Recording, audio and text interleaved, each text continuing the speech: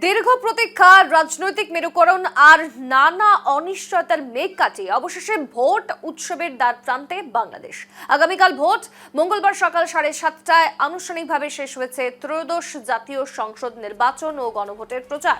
এখন কেবল অপেক্ষা ব্যালট যুদ্ধের।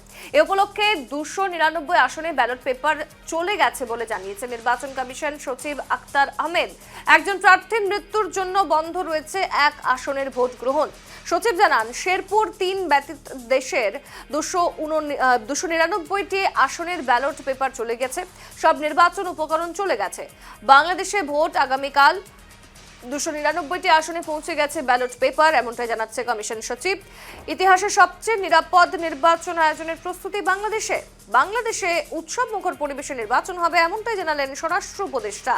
বাংলাদেশে 8,770টি ভোট কেন্দ্রকে ঝুঁকিপূর্ণ হিসেবে ঘোষণা করা হয়েছে এবং ইতিমধ্যে যে ছবি আপনাদের দেখাচ্ছি, মোতায়েন করা হয়েছে কেন্দ্রীয় বাহিনীও, তারাও একেবারে প্রস্তুত। প্রত্যেকটি ভোট কেন্দ্রের বাইরে যেন শান্তিপূর্ণভাবে নির্বাচন করানো সম্ভব হয়, তার জন্য এই সমস্ত কিছুতে নজর দিচ্ছে তারা।